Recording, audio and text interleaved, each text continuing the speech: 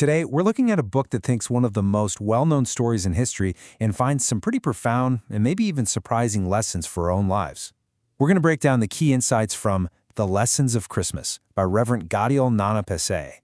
Hey everyone, and welcome back to Atomic Reviews. This is the place where we dig into the core ideas of some really impactful books.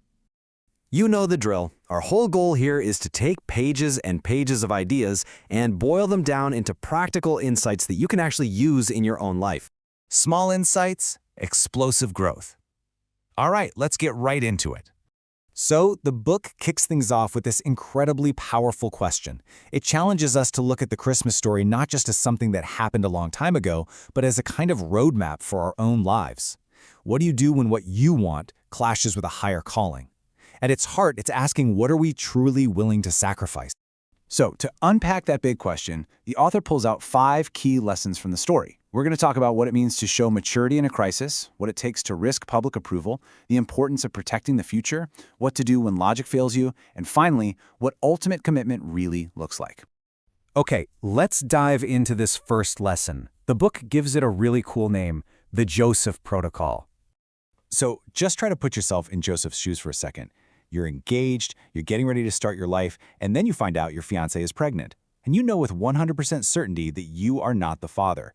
I mean, this was a massive crisis, not just personally, but publicly.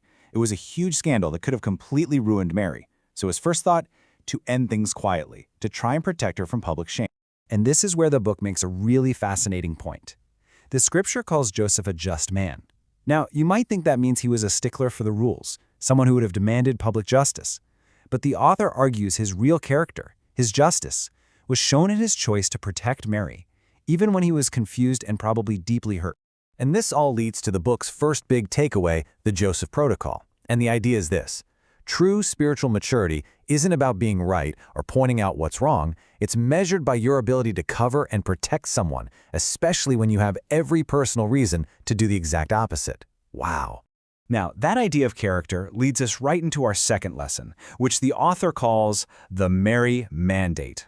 This time, we're looking at things from her perspective and the incredible courage she had to have. You can really see the two paths Mary had in front of her. On one side, you have this addiction to approval.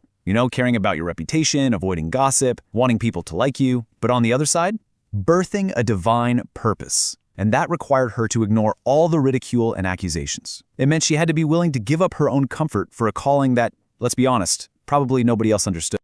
And here's the kicker. The book argues that you just can't have it both ways.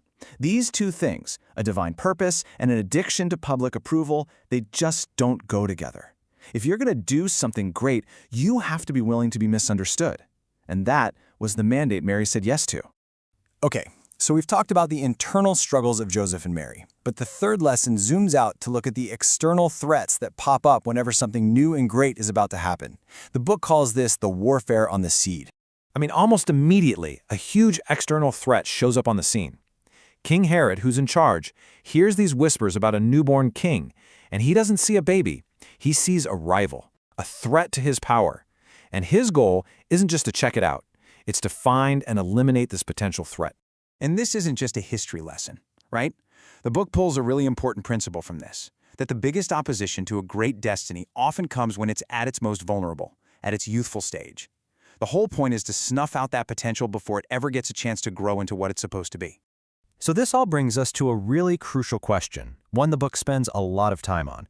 What on earth do you do when you're in a situation like Joseph's and nothing makes any logical sense? Really think about it. Logic told Joseph his fiancée was unfaithful. Logic told him to break things off. Later, logic would have told him to stay in his own home, not pack up and flee to another country. So what happens when your own reason and logic just aren't enough to get you through? The book's answer is that you have to rely on something else, something it calls spiritual intelligence. It's this ability to hear and act on guidance that goes way beyond what you can figure out on your own. And if you look at the story, this is exactly what happened with Joseph, right? First, you have the scandal, where logic points one way. Then, boom, divine intelligence comes in a dream and completely changes his understanding. Then later, when Herod is a threat, he gets another dream with a clear, specific direction: flee to Egypt. It was the spiritual intelligence that let him navigate dangers his own logic never could have seen coming. So, when you put all these pieces together, the maturity, the courage, the protection, and this reliance on divine guidance, it all builds to the book's final big idea about what Christmas is really all about. So what's the ultimate point? According to the author, Christmas isn't really about the holiday or the traditions. At its absolute core, it is about a deep, personal commitment.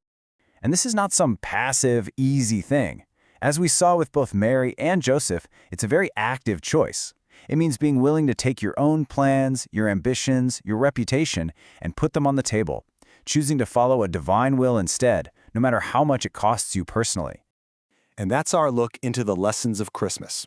If you enjoy these kinds of deep dives that turn big ideas into something clear and practical, make sure you subscribe to the Atomic Reviews channel. That way you won't miss what we break down next. So, we'll leave you with this final thought from the book to really chew on.